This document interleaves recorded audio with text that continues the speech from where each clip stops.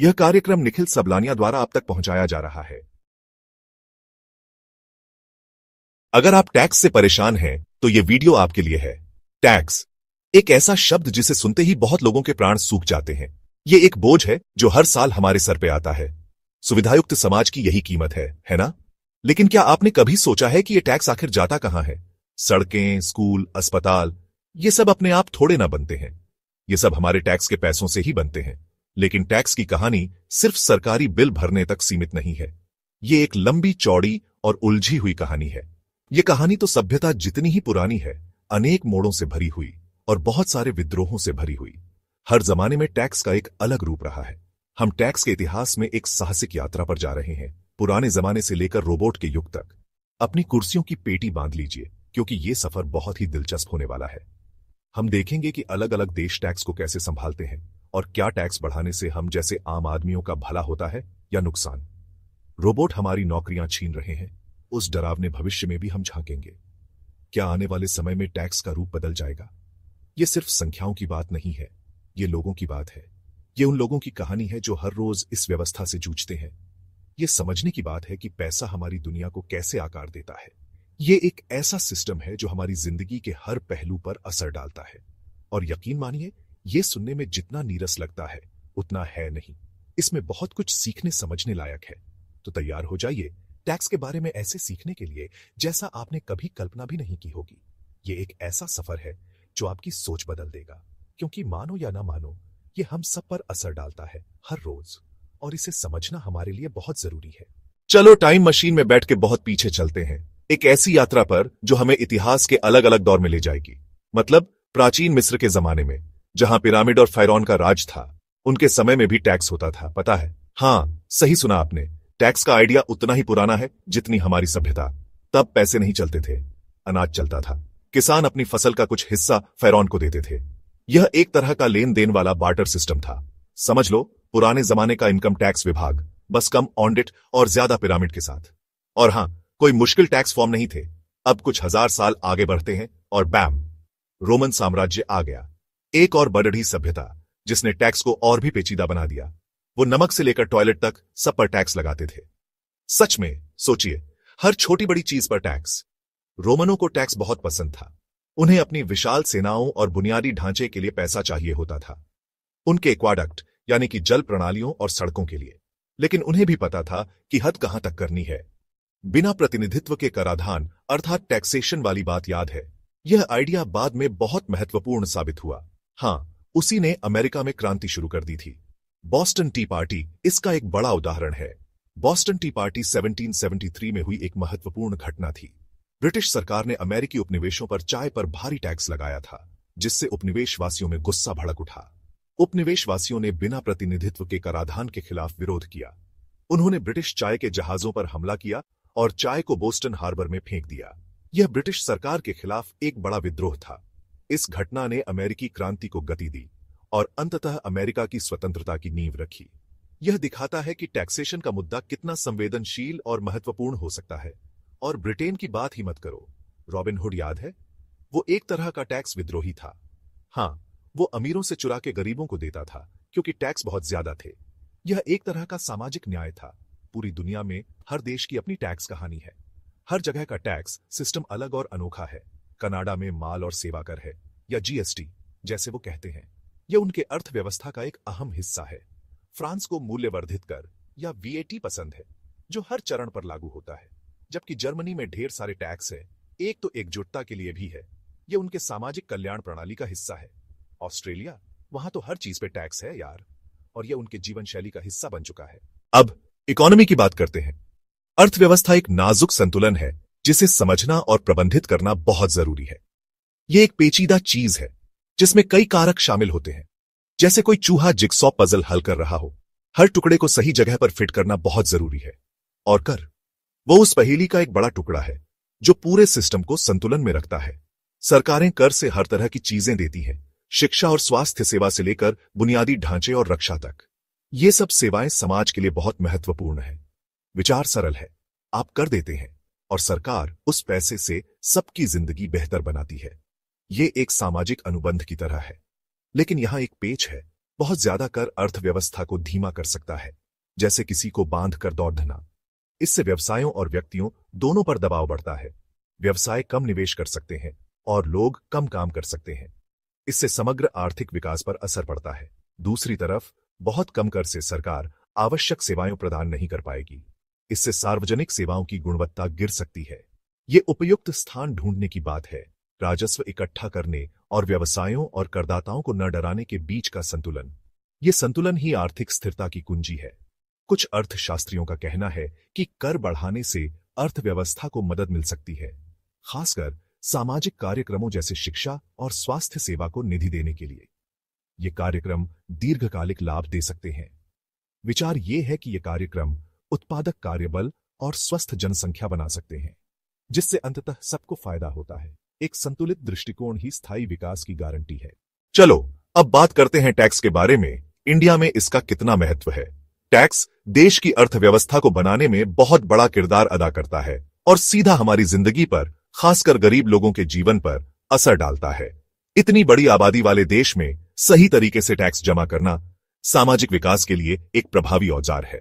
Tax से ही स्वास्थ्य सेवा, शिक्षा और बुनियादी ढांचे जैसी जरूरी सेवाएं चलती हैं। ये सेवाएं गरीब लोगों के लिए बहुत जरूरी होती हैं, क्योंकि वो अपनी बुनियादी जरूरतों के लिए सरकार की सहायता पर ही निर्भर रहते हैं। जैसे सरकारी स्कूल्स लाखों बच्चों को पढ़ाते हैं जो शिक्षा वाहन नहीं कर सकते, वैसे ही सरकारी अस्पताल उन लोगों को चिकित्सा सेवा देते हैं जो निजी अस्पतालों का खर्चा नहीं उठा सकते। लेकिन टैक्स की चोरी इंडिया में एक बड़ी समस्या है। जब लोग और कंपनियां टैक्स नहीं देते तो सरकार के पास पैसे की कमी हो जाती है, जिससे वो ये जरूरी सेवाएं नहीं दे पाती। इससे विकास रुकता है और अमीर गरीब का फर्क बढ़ता है। सही टैक्स जमा करने से अर्थव्यवस्था और भी मजबूत और सबको साथ लेकर चलने वाली बन सकती है। सही कर से सरकार सामाजिक कार्यक्रमों में निवेश कर सकती है जो गरीब लोगों की मदद करते हैं, रोजगार पैदा करते हैं और सबकी जीवन शैली अच्छी करते हैं। दूसरी तरफ टैक्स चोरी से बजट में कमी आती है, जिससे सरकार को जरूरी सेवाओं में कटौती करनी पड़ती है और इसका सबसे ज्यादा असर गरीब लोगों पर ही पड़ता है। तो भले ही टैक्स बोझ लगता हो, लेकिन ये एक अच्छा और बराबरी वाला समाज बनाने के लिए बहुत जरूरी है। सही टैक्स प्रॉपर्टी और टैक्स चोरी कम करने से अर्थव्यवस्था मजबूत होती है, जिससे सबको फायदा होता है, अमीर से लेकर गरीब तक। अब मुझे पता है आप क्या सोच रहे हैं, टैक्स मुझे हेल्प करेगा? हाँ, राइट। लेकिन मेरी बात सुनो, अगर सही तरीके से इस्तेमाल किया जाए तो टैक्स भलाई के लिए एक शक्तिशाली उपकरण हो सकता है। वो सड़कें, स्कूल्स और अस्पताल याद हैं जिनकी हमने बात की थी, वो आपके टैक्स के पैसों से बनते हैं। ऐसे सोचो, टैक्स एक बड़े भंडारे की तरह है। सब अपनी क्षमता के हिसाब से योगदान करते हैं और सबको प्रसाद मिलता है। हां, कुछ लोग दूसरे लोगों से ज्यादा ला सकते हैं, लेकिन प्रोग्रेसिव टैक्स सिस्टम का यही मतलब है, जो वहन कर सकते हैं वो ज्यादा योगदान दें। और सबसे अच्छी बात, जब हम शिक्षा और स्वास्थ्य सेवाओं में निवेश करते हैं तो हम सिर्फ उन लोगों की मदद नहीं कर रहे जो सीधा लाभ पाते हैं, हम एक लहर पैदा कर रहे हैं जो पूरी अर्थव्यवस्था को मजबूत करता है। एक स्वस्थ, शिक्षित कामगारों की फौज ज्यादा उत्पादक होती है, जिसका मतलब है ज्यादा नौकरियां, ऊंचे वेतन और सबके लिए मजबूत अर्थव्यवस्था। अब हम अपना ध्यान अफ्रीका की तरफ ले जाते हैं, एक ऐसा महाद्वीप जिसमें बहुत संभावनाएं हैं, लेकिन साथ ही बहुत सारी चुनौतियां भी हैं। अफ्रीका के विकास में कर का बहुत महत्वपूर्ण भूमिका है, लेकिन यह एक जटिल मुद्दा है। कई अफ्रीकी देश कम कर राजस्व से जूझ रहे हैं, जिससे आवश्यक सेवाओं के लिए धन देना और बुनियादी ढांचे में निवेश करना मुश्किल हो जाता है। यह बात समझ में आ रही है कि अफ्रीका के स्थायी विकास के लिए निष्पक्ष और कुशल कर प्रणाली बहुत जरूरी है। कर राजस्व बढ़ाकर अफ्रीकी देश विदेशी सहायता पर निर्भरता से मुक्त हो सकते हैं और समृद्धि की तरफ अपना रास्ता खुद बना सकते हैं। लेकिन यह सिर्फ ज्यादा कर इकट्ठा करने की बात नहीं है, यह उन्हें निष्पक्ष और न्यायसंगत तरीके से इकट्ठा करने की बात है। इसका मतलब है कर चोरी से निपटना, कर आधार को व्यापक बनाना और यह सुनिश्चित करना कि हर कोई अपना उचित हिस्सा योगदान करे। अध्याय 6, इंसान बनाम मशीन मशीनीकरण का नौकरियों पर प्रभाव। अपनी कुर्सियों को पकड़कर बैठिए, क्योंकि अब हम रोबोट्स और स्वचालन की दुनिया में प्रवेश करने वाले हैं। मैकेनाइजेशन यानी इंसानी श्रम की जगह मशीन्स लगाने की प्रक्रिया सदियों से चल रही है, लेकिन हाल के वर्षों में टेक्नोलॉजी की वजह से ये बहुत तेजी से हो रहा है। मैं ये कहने के लिए नहीं हूं कि रोबोट्स हमारी सारी नौकरियां छीन लेंगे और हमें किसी वीरान जगह में रहने के लिए छोड़ देंगे, लेकिन ये कोई राज की बात नहीं है कि स्वचालन नौकरी के बाजार को बदल रहा है। कुछ नौकरियां पूरी तरह से गायब हो रही हैं, जबकि कुछ पहचान से परे बदल रही हैं। चुनौती ये है कि हम इस बदलते माहौल के साथ कैसे ढलें। हमें शिक्षा और प्रशिक्षण कार्यक्रमों में निवेश करने की जरूरत है, जो लोगों को वे हुनर सिखाएं जिनकी उन्हें भविष्य में कामयाब होने के लिए जरूरत है, जहां रोबोट्स हमारे सहकर्मी होंगे। 7वां अध्याय, मशीनों का उदय, आर्टिफिशियल इंटेलिजेंस और काम का भविष्य। अगर मैकेनाइजेशन हमारे शरीर की ताकत को मशीन से बदलने का तरीका है, तो आर्टिफिशियल इंटेलिजेंस या एआई हमारे दिमाग को बदलने का तरीका है। एआई हमारे चारों तरफ है, हमारे सोशल मीडिया फीड्स चलाने वाले एल्गोरिथम्स से लेकर हमारे सवालों के जवाब देने वाले वर्चुअल असिस्टेंट्स तक। और मैकेनाइजेशन की तरह एआई में जॉब मार्केट को पूरी तरह बदल देने की ताकत है। कुछ जानकारों का मानना है कि एआई आगे चलकर इंसानी दिमाग से भी तेज हो जाएगा, जिससे भविष्य में रोबोट्स बहुत ही मुश्किल काम भी कर पाएंगे। ये काम के भविष्य के बारे में कुछ गंभीर सवाल खड़े करता है। क्या होगा जब रोबोट्स वो सब कुछ कर पाएंगे जो हम कर सकते हैं, और वो भी बेहतर और कम पैसों में? एआई से भरी दुनिया में इंसानों का क्या काम होगा? ये वो सवाल हैं जिनके बारे में हमें अभी से सोचना शुरू कर देना चाहिए। अध्याय 8, अपने पैसों को संभालना, समझदारी से बचत और खर्च। ठीक है, रोबोट्स और काम के फ्यूचर के बारे में काफी बातें हो गईं। चलो अपने ज्यादा करीब की किसी चीज के बारे में बात करते हैं, आपके अपने पैसे। पैसों के मामले में अनिश्चितता भरी दुनिया में पैसों के मामले में होशियार होना पहले से कहीं ज्यादा जरूरी है। इसका मतलब है जितना कमाओ उतने में गुजारा करना, भविष्य के लिए पैसे जमा करना और बिना जरूरत के कर्ज से बचना। यह हमेशा आसान नहीं होता, खासकर जब हमें हर तरफ मैसेजेस आते रहते हैं कि खरीदो खरीदो खरीदो। लेकिन यकीन मानिए, अपने पैसों को संभालने से ज्यादा मजबूती कुछ नहीं है। बजट बनाना और अपने खर्चे पर नजर रखना शुरू करें। बिना जरूरत के खर्चे कम करने के तरीके ढूंढें और पैसे बचाने की आदत डालें, चाहे वो हफ्ते में कुछ रुपये ही क्यों ना हो। अध्याय 9, ज्यादा सीखें, ज्यादा करें, आर्थिक सशक्तिकरण के लिए संसाधन। मुबारक हो, आपने टैक्स, अर्थव्यवस्था और काम के भविष्य की यात्रा को पूरा कर लिया है।